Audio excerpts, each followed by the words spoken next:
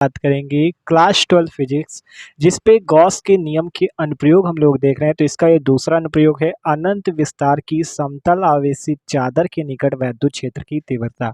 देख सकते हो ये इसका पूरा चित्र है और इसका जो फॉर्मूला डेरिवेशन निकल के आएगा वो आएगा ये E = sigma upon 2 epsilon naught. ठीक है, तो यार बात करें तो एग्जाम के लिए तो ये मोस्ट इंपॉर्टेंट है। ठीक है, और बहुत ही आसानी से आपको इसका चित्र और इसका फॉर्मूला, ठीक है, पूरा डेरिवेशन इसका बहुत ही आसानी से दिखाएंगे और इसका चित्र भी आप एकदम आसानी से बना पाओगे।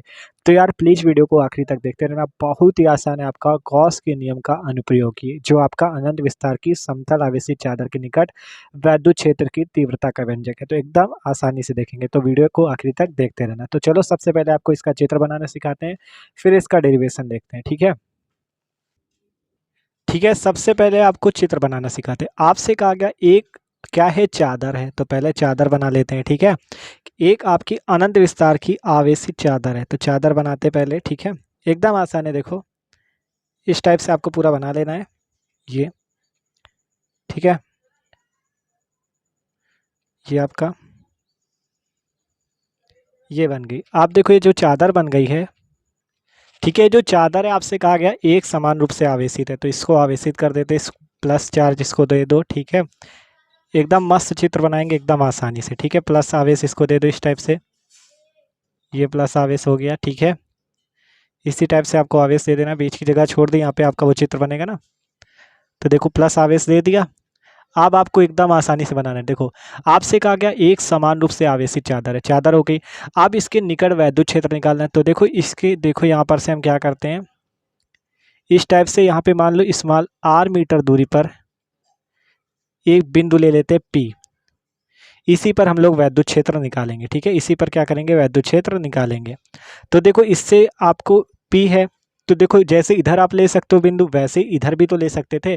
तो मान लो इधर बिंदु P है, अगर हम इधर ले ले तो मान लो वो क्या हो जाएगा, P डैश। तो ये P जो है इसी से उतनी ही दूरी, जितनी R दूरी उतनी ही दूरी पर लेंगे और सब कुछ उतना ही होगा। तो ये एक बिंदु मान लो ले ले हम P डैश। देखो ये बिंदु P है, ये P डैश है, दोनों की दूरी बराबर है। अगर इधर निकालोगे तो वो भी वही आएगा, इधर निकालोगे तो वो भी वही आएगा। ठीक है, आप यहाँ से कह सकते हो कि P के समान बिंदु है ये P डैश, या कह सकते हो P का सममित बिंदु है P डैश। ठीक है, आप क्या करते, इससे होकर गुजरने वाले एक बेलनाकार पृष्ठ की कल्पना करते हैं। ठीक है, एक बेलनाकार गॉसियन पृष्ठ, क्योंकि गॉसियन पृष्ठ हमें गॉस की प्रमेय का अनुप्रयोग देख रहे हैं, तो यहाँ पे हमें गॉसियन पृष्ठ बनाना होगा। ये देख सकते हो गॉसियन पृष्ठ बन गया, इधर बना लो, बनाना चाहो इस टाइप से,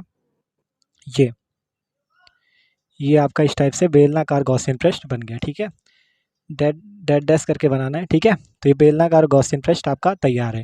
देखो इस P बिंदु पर E वेक्टर जो वैद्युत क्षेत्र है और dA वेक्टर जो आपका क्षेत्रफल है छोटा सा भाग का, ठीक है, वो क्या है, एक ही दिशा पे कार्यरत है, अर्थात समांतर कह सकते हो या एक ही दिशा पे कार्यरत। उसी प्रकार से इधर भी E वेक्टर और dA वेक्टर एक ही दिशा पर कार्यरत है। ठीक है, एक ही दिशा पर कार्यरत है। क्यों ऐसा हुआ, क्योंकि भैया इधर P बिंदु इधर P डैश दोनों जब समान है तो इस पे भी तो वही चीज़ होगा, जैसे इधर E वेक्टर dA वेक्टर एक ही दिशा पे, वैसे ही इधर भी E वेक्टर और dA वेक्टर एक ही दिशा पे। यहाँ पे लिख लो, ये क्या है आपका, ये जो आपका ये चादर है, ठीक है, ये क्या है आपकी आवेशित चादर, और ये जो है आपका ये क्या है, गॉसियन पृष्ठ है। ठीक है, ये क्या है, गॉसियन पृष्ठ है। तो चित्र तो आपका कंप्लीट हो चुका। ठीक है, सिंपल किया क्या, ये आपकी आवेशित चादर बनाई, प्लस से आपका आवेशित है। फिर यहाँ पर से हमने क्या किया, एक मतलब इससे इस चादर से r मीटर दूरी पर एक बिंदु P लिया, इसी पर हम आपका इसका सूत्र का निगमन करेंगे। ठीक है, यहाँ पे E वेक्टर और dA वेक्टर एक ही दिशा पे है, तो यहाँ से हमने गुजरने वाले एक गॉसियन पृष्ठ बना लिया। ठीक है, क्योंकि हमें गॉस की प्रमेय का निगमन करना है तो गॉसियन पृष्ठ बनाया, जैसे इधर बनाया वैसे इधर बनाएंगे। ठीक है, P का सममित बिंदु है P डैश, अभी पूरा समझ में आएगा जब डेरिवेशन करोगे। ठीक है, तो यहाँ पे भी E वेक्टर और dA वेक्टर एक ही दिशा पे, तो चित्र कंप्लीट है। अब करते हैं इसका डेरिवेशन। ठीक है, तो अब चलो करा जाए इसका निगमन सूत्र का। तो देखो ये चित्र बना है, सबसे पहले क्या करते हैं, हम वैद्युत फ्लक्स निकालते हैं कहाँ पर का, इस P बिंदु पर dA वेक्टर के कारण। तो यहाँ पर लिखते हैं, एकदम आसान है, बस देखते रहो, एक एक पॉइंट समझा देंगे। ठीक है, ठीक है, क्योंकि यार डेरिवेशन है, बड़ा होगा, टाइम तो लगेगा। ठीक है, तो वीडियो को आखिरी तक देखने रहना, समझाने की गारंटी। ठीक है, तो सबसे पहले यहाँ पर लिखते हैं dA वेक्टर के कारण, dA वेक्टर के कारण बिंदु P पर वैद्युत फ्लक्स। ठीक है, बिंदु P पर वैद्युत फ्लक्स। ठीक है, dA वेक्टर के कारण बिंदु P पर वैद्युत फ्लक्स, जो कि हो जाएगा d phi E1 equal to क्या होता है formula, E D A cos theta, E D A cos theta. देखो ये जो चित्र है आपका ये, ठीक है, यहाँ पे देख सकते हो ई डी ए कॉस थीटा होता है फॉर्मूला। तो ये देखो यहाँ पे ई और डी ए क्या है, एक ही दिशा पे कार्यरत हैं, तो इसके बीच में थीटा कितना बनेगा, 0 डिग्री। क्योंकि जब समांतर होंगे तो भैया कोण कितना बनेगा, 0 डिग्री। अगर लंबवत होते तो उसके बीच में कोण कितना बनता, 90 डिग्री। लेकिन यहाँ पे समांतर है तो कोण कितना बनेगा, 0 डिग्री का बनेगा। ठीक है, कितना बनेगा कोण, 0 डिग्री का। तो यहाँ पे हम क्या लिखेंगे, थीटा की जगह 0 डिग्री। तो D phi E one equal to E D A cos 0 डिग्री। ठीक है, कॉस 0 का मान होता है 1, यहाँ पे लिख लेना, चूंकि कॉस 0 इक्वल टू 1। तो D phi E one equal to क्या आ जाएगा, E D A into cos 0 की वैल्यू 1। तो ई डी ए का 1 से गुणा होगा तो क्या बचेगा, केवल ई डी ए। ठीक है, तो D phi E one equal to आ गया ई डी ए, इसे मान लो इक्वेशन नंबर फर्स्ट। ठीक है, तो ये निकला डी ए वेक्टर के कारण, डी ए वेक्टर के कारण, डी ए वेक्टर के कारण इस बिंदु P पर वैद्युत फ्लक्स। आप देखो ये बिंदु P है, इधर बिंदु P डैश है, तो P क्या है, ये जो P डैश है ये क्या है, P का सममित बिंदु है। तो इधर भी तो वैद्युत फ्लक्स सेम होगा ना। तो लिखते हैं यहाँ पे, लिख दो, चूंकि P डैश P का सममित बिंदु है, सममित बिंदु है, बिंदु है,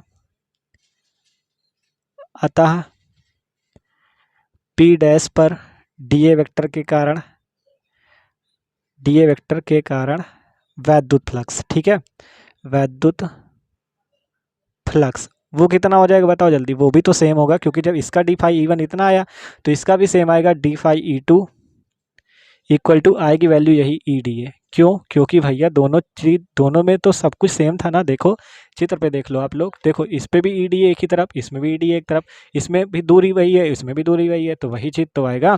जब पी डैश पी का सममित बिंदु, अतः पी डैश पर डी ए वेक्टर के कारण वैद्युत flux D phi E two equal to E D A. अब यहाँ से निकालो कुल वैद्युत फ्लक्स, कुल, देखो ब्लैक से लिखते हैं, ठीक है, ठीक है, कुल वैद्युत फ्लक्स कितना आ जाएगा, D phi E equal to, ठीक है, D phi E equal to D phi E one plus D phi E two, D phi E two. तो D phi E one plus D phi E two. अब D phi E one की value E D A, इसकी value भी ई D A, तो यहाँ से direct लिखे दे रहे हैं 2 ई डी ए, क्योंकि जगह है कम भैया, आप डायरेक्ट लिख लेना ई डी ए प्लस ई डी ए, दूसरी लाइन में लिख लेना 2 ई डी ए। तो यहाँ से डी फाई ई कितना आ गया, 2 ई डी ए। इसे मानना चाहो तो समीकरण 3 मान लो। ठीक है, तो देखो अभी तक क्या हुआ है, सबसे पहले डी ए वेक्टर के कारण बिंदु P पर निकाला तो वो आया ई डी ए, फिर P डैश P का सममित बिंदु अर्थात डी फाई ई टू बराबर भी ई डी ए आएगा। अब कुल वैद्युत फ्लक्स निकाला, D phi E equal to D phi E one plus D phi E two, तो D phi E equal to आया 2 ई डी ए। ठीक है, तो ये कुल वैद्युत फ्लक्स निकला। ठीक है, इस चित्र के अनुसार ये कुल वैद्युत फ्लक्स निकला।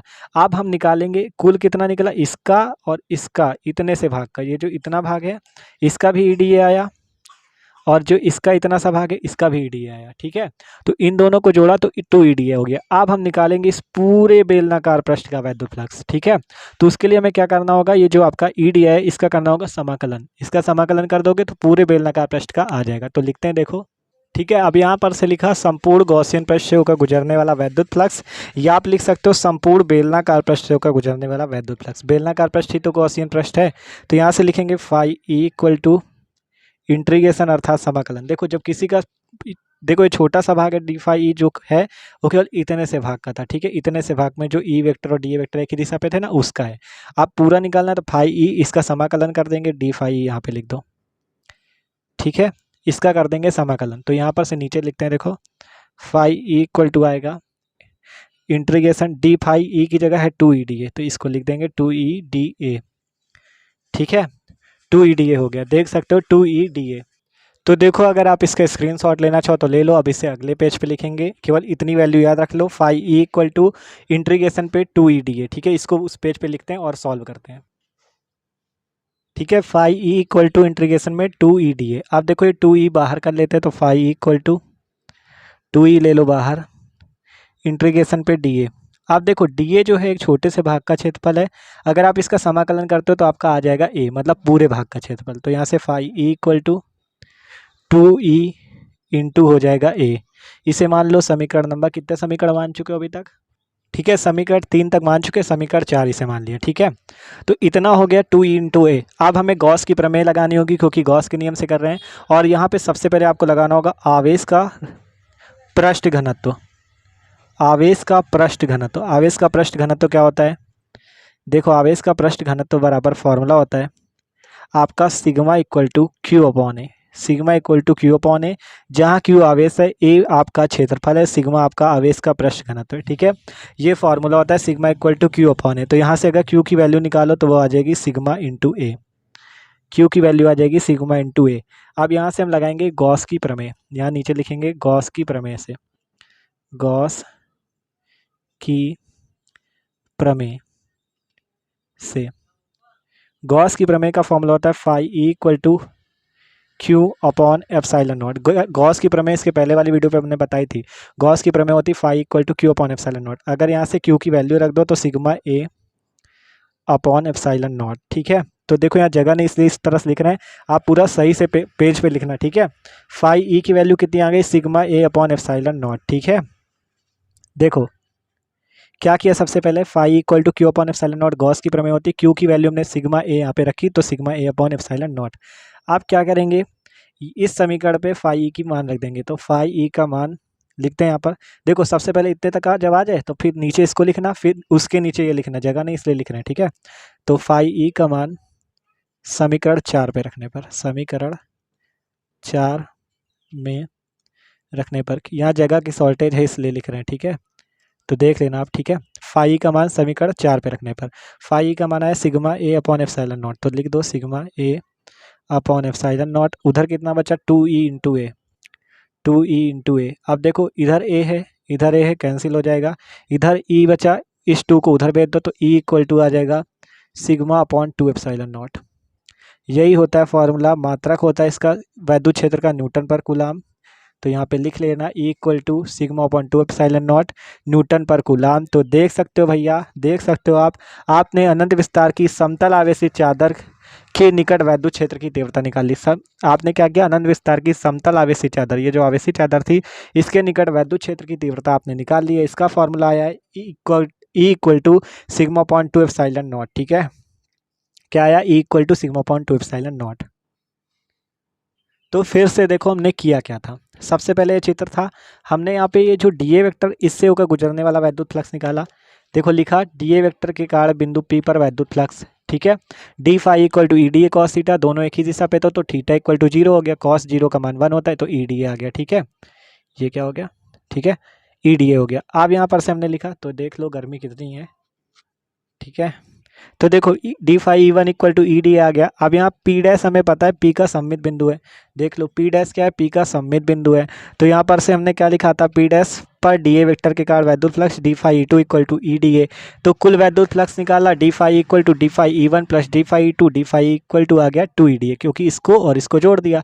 फिर हमने निकाला संपूर्ण गॉसियन पृष्ठ, अर्थात जो बेलनाकार पृष्ठ था उससे होकर गुजरने वाला वैद्युत फ्लक्स। ठीक है, तो वो कितना आया? डी फाई इक्वल टू, इसका समाकलन कर दिया तो 2 ई डी ए हुआ, और इसके आगे का उस पेज में है। ठीक है, देखो फाई इक्वल टू इंटीग्रेशन में 2 E D A, phi equal to फिर 2 ई बाहर ले लेना, इंटीग्रेशन डी ए, और integration D A equal to हो जाएगा ए, यहाँ पे लिख लेना चूंकि D A equal to A. ठीक है, इस टाइप से लिख लेना किनारे, तो ये हो जाएगा। फिर आवेश का पृष्ठ घनत्व लगाना, sigma equal to Q upon A. ठीक है, sigma equal to Q upon A, Q equal to sigma A. Gauss की प्रमेय लगाओगे, phi equal to Q upon epsilon naught, Q की वैल्यू ये रख देना, और आपको फिर फाई के जो मान आया sigma A upon epsilon naught यहाँ पे रख देना, और पूरा मान निकल आएगा E equal to sigma upon 2 epsilon naught. तो देख सकते हो भैया आपने एकदम आसानी से, ठीक है एकदम आसानी से आपने क्या आपकी अनंत विस्तार की समतल आवेशी चालक के निकट वैद्युत क्षेत्र की तीव्रता निकाली। तो वीडियो अच्छा लगा हो तो लाइक कर देना, चैनल पे ना हो तो सब्सक्राइब जरूर कर देना। Okay, thanks for watching this video.